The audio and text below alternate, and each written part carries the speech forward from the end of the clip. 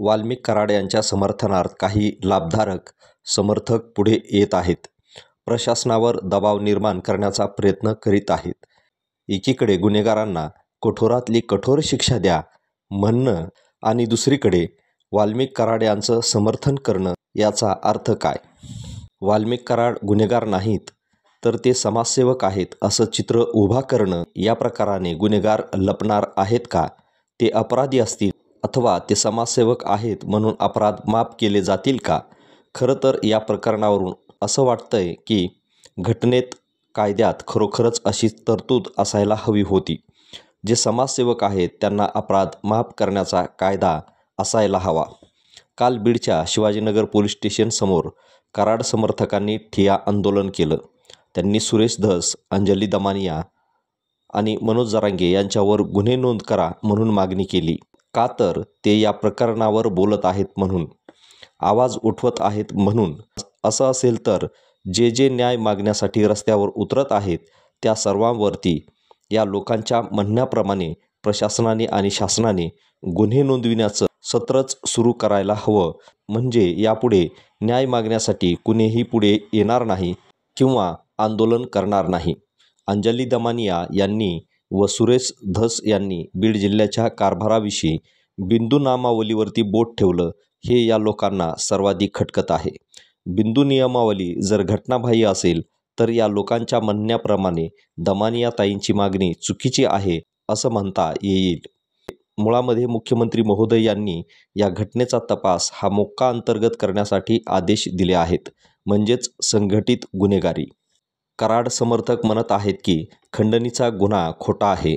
खंडणीचा गुन्हा जर खोटा असेल तर फिर्याद दाखल करणारी कंपनी ही देखील खोटी आहे आणि ज्या खंडणीच्या माध्यमातून संतोष देशमुख यांचा बळी गेला ती घटना देखील खोटी आहे. जे गुन्हेगार 2-3 महिने कंपनीच्या आवारात हेलपाटे मारित होते, कंपनीच्या अधिकाऱ्यांना दाब देत होते, ते कशासाठी?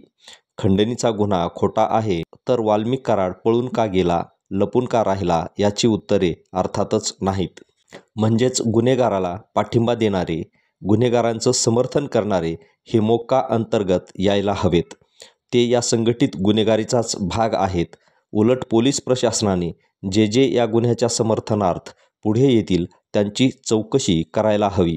उलट बिंदू नियमावली डावलून हे सर्व कर्मचारी या जिल्ह्यात मर्यादेपेक्षा अधिक प्रमाणात एकत्र येऊन प्रशासनाचा गैरवापर करून लोकांना ओरबाडण्याचं काम करत असतील तर ते देखील तेवढेच दोषी आहेत जेवढे गुन्हेगार दोषी आहेत. म्हणून या खटल्याची पारदर्शक चौकशी होण्यासाठी, यातील सत्यता बाहेर येण्यासाठी सजातीय संघटित कर्मचारी यांना या तपास प्रक्रियेतून दूर ठेवा असे जर अंजली दमानिया, सुरेश धस म्हणत असतील तर त्यात चुकीचं काय आहे आणि त्यांची मागणी बेकायदेशीर, घटनाबाह्य कशी काय ठरू शकेल? यामध्ये जातीय तेढ निर्माण होण्याचा आणि जातीय रंग देण्याचा काय संबंध? दमानिया असो अथवा सुरेश धस असो, हे कधीच म्हटले नाहीत की हे अधिकारी कर्मचारी वशिल्यावर नोकरीला लागले किंवा अभ्यास न करता बोगस पदावर बसलेले आहेत. त्यांचं म्हणणं एवढंच आहे, बिंदू नियमावलीची अंमलबजावणी व्हावी, यात गैर काय? संतोष देशमुख प्रकरण आणि खंडणी प्रकरण हे वेगळे स्वतंत्र नाही, तर ते एकमेकात गुंतलेले आहे आणि ही गुंतागुंत खंडणीपुरती मर्यादित नसून ती अवैध धंद्याशी संघटित गुन्हेगारीचेच रॅकेट आहे. म्हणून याचा तपास मकोकाच्या धर्तीवर करण्याचे आदेश मुख्यमंत्री महोदयांनी दिले आहेत. लोकप्रतिनिधी हे लोकांच्या समस्यांसाठी, लोकांच्या प्रश्नासाठी असतात. तो सर्वसामान्य जनतेचा आवाज असतो. लोकांचे जे प्रश्न आहेत त्यावर ते बोलतात. सुरेश धस जर लोकांचा आवाज म्हणून बोलत असतील तर यात गैर काय? लोकांचे आवाज दाबणाऱ्यांना लोकप्रतिनिधी म्हणायचं का? जितेंद्र आव्हाड जी भूमिका वारंवार मांडत आहेत तीच न्याय मागणाऱ्या सर्व समाजाची आहे.